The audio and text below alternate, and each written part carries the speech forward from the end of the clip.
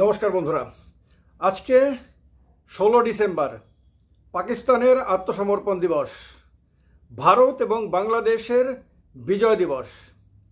1971 সালের 16 ডিসেম্বর অর্থাৎ আজকের দিনেই পাকিস্তান ভারতের সামনে পাকিস্তানের সেনাবাহিনী অস্ত্রসহ আত্মসমর্পণ করেছিল। পৃথিবীর যত যুদ্ধ হয়েছে পৃথিবীতে, এই যুদ্ধের ইতিহাসে বোধহয় সবচেয়ে বেশি লজ্জাজনক পরাজয় পাকিস্তানের জন্য আজকের দিনে হয়েছিল, যখন তার 93,000 সৈন্য ভারতের লেফটেন্যান্ট জেনারেলের সামনে তার সমস্ত অস্ত্র শস্ত্র মান সম্মান সব কিছু সমর্পণ করে দিয়ে আত্মসমর্পণ করেছিল, করতে বাধ্য হয়েছিল।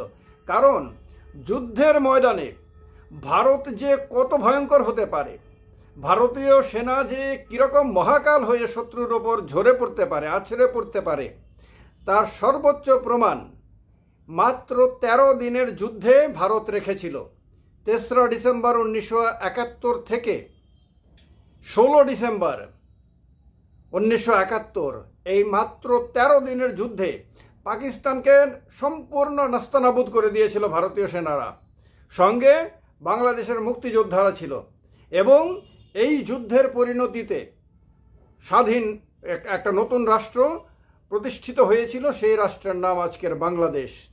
এবং সেই যুদ্ধের ফলে সারা পৃথিবীতে পাকিস্তান এমনভাবে কলঙ্কিত হয়েছিল, পাকিস্তানের নাম, পাকিস্তানের সেনাবাহিনীর নাম, যা আজকে পর্যন্ত পাকিস্তানকে সেই কলঙ্ক বয়ে বেড়াতে হচ্ছে। শুধু তা না, পাকিস্তানের তৎকালীন বন্ধুরাষ্ট্র আমেরিকা, চীন, ব্রিটেন, এরাও এদের যে এত বিশাল শক্তি, এদের যে এত বিশাল প্রতিপত্তি, সেই সমস্ত প্রতিপত্তি সমস্ত শক্তি সেই যুদ্ধে পরাজিত হয়েছিল পরোক্ষভাবে।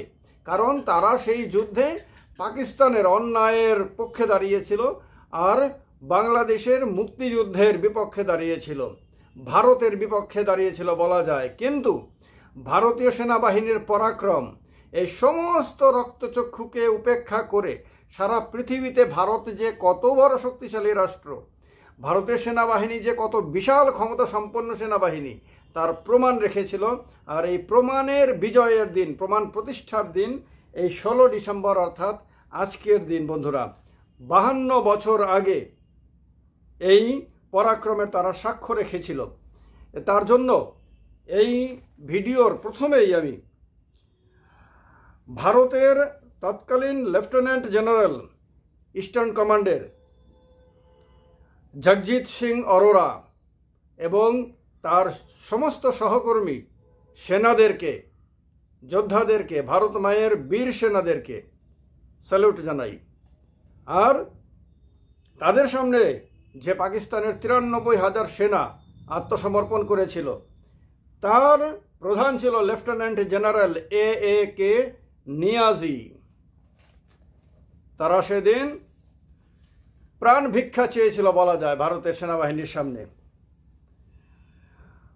বন্ধুরা, পাকিস্তান যে অপারেশন চালিয়েছিল বাংলাদেশের সাধারণ মানুষের বিরুদ্ধে, তার নাম ছিল চেঙ্গিস খান। এই চেঙ্গিস খান নাম দিয়ে পাকিস্তান ভারতের বিমান বাহিনীর 11টি ঠিকানায় 3রা ডিসেম্বর হামলা চালায়। আর এই হামলার প্রত্যুত্তরে ভারত ময়দানে নামে এবং ভারত ময়দানে নেমে কি করে তার প্রমাণ 16 ডিসেম্বর রাখে সবার সামনে, সারা পৃথিবীর সামনে স্পষ্ট হয়ে যায়। অনুমান করা হয় পাক সেনা এবং তাদের অনুগতরা সর্বোচ্চ 30 লক্ষ, অনুমান করা হয় 30 লক্ষ নিরীহ মানুষকে হত্যা করে পূর্ব পাকিস্তানে অর্থাৎ বর্তমানের বাংলাদেশে।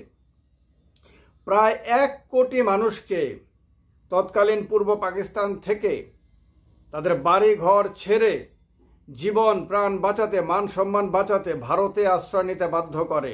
অর্থাৎ সেই যুদ্ধকালীন সময়ে ভারতে 1 কোটির মতন পূর্ব পাকিস্তানি বাধ্য হয়ে প্রাণ বাঁচাতে তারা শরণার্থী হয়।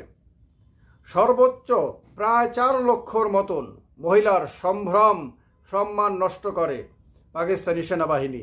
মানব সভ্যতার ইতিহাসে এত বড় অসভ্যতা, এত বড় কলঙ্ক বোধহয় দ্বিতীয় আর একটা খুঁজে পেতে কষ্ট হবে আপনাদের। এই রকম জঘন্য অপরাধ পাকিস্তান এই পূর্ব পাকিস্তানে করেছিল। সেখানকার মানুষের ওপর কি পরিমাণ অত্যাচার করেছিল, কি পরিমাণ নারীদের সম্মান নষ্ট করেছিল, কি পরিমাণ জীবনযাপনের সামগ্রী নষ্ট করেছিল, ধ্বংস করেছিল, সর্বত্র ধ্বংসলীলা চালিয়েছিল। এমনকি বাংলা ভাষাকে পর্যন্ত তারা অস্বীকার করেছিল, বাঙালির মুখ থেকে বাংলা ভাষাকে কেড়ে নিতে চেয়েছিল।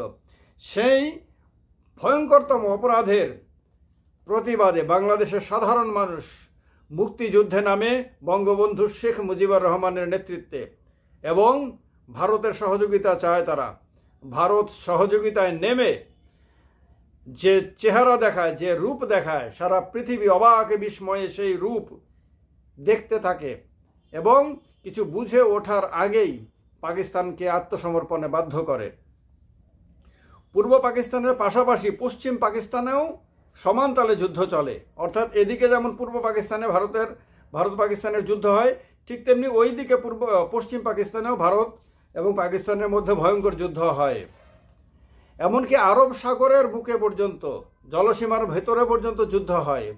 পরিণতিতে বাংলাদেশের জন্ম হয় এবং পশ্চিম সীমান্তে ভারত 15,010 বর্গ কিলোমিটার দখল করে।